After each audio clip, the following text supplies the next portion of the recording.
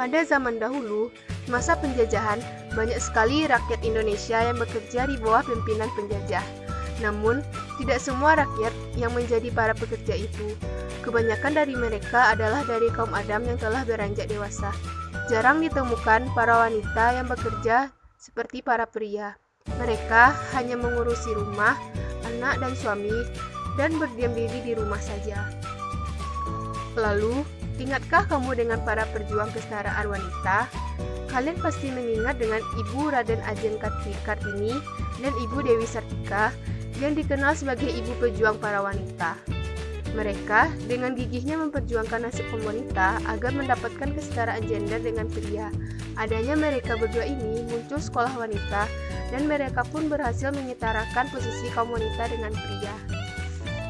Saat ini, telah banyak perempuan yang berpendidikan dan bekerja. Sepertinya mereka sudah maju.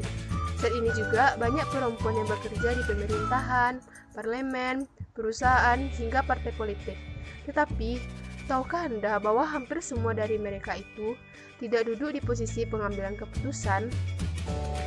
Maka, dengan melihat kenyataan ini, benarkah telah terwujud kesetaraan gender di antara perempuan dan laki-laki? Kesetaraan gender tidak bisa diwujudkan dengan membuka kesempatan bagi perempuan. Ini menyangkut masalah cara pandang dan pola pikir dari seseorang. Istilah gender sendiri diciptakan untuk menciptakan yang jenis kelamin secara biologis. Jenis kelamin mengacu pada kriteria fisiologi seperti alat kelamin, hormon, dan kromosom. Sementara itu, gender mengacu pada konstruksi sosial atas peran, perilaku, aktivitas, serta atribut yang ditentukan masyarakat yang dianggap tepat oleh jenis kelamin tertentu. Dalam masyarakat patriarki, laki-laki ada di posisi atas, yaitu sebagai seorang pemimpin dan pengambil keputusan. Sementara itu, perempuan berada di bawah mengikuti apa yang laki-laki atur. Di dunia kerja, laki-laki adalah bos dan perempuan adalah seorang sekretaris. Ketika laki-laki menjadi pilot, perempuan menjadi pramugarinya. Posisi hierarki umumnya terjadi dalam rumah tangga. Laki-laki ada di depan sebagai kepala rumah tangga, sementara perempuan di belakangnya. Gambaran kita tentang perempuan dan laki-laki serta apa yang seharusnya mereka lakukan adalah produk dari pandangan masyarakat di mana kita tinggal. Di sini terjadi proses yang dinamakan doing gender atau melakukan gender.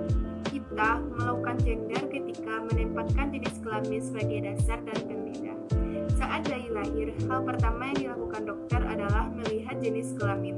Tindakan ini tidak ada hubungannya dengan kepentingan medis, melainkan bagian dari doing gender itu sendiri. Setelah bayi tahu jenis kelaminnya, peran orang tua lah yang melakukan doing gender.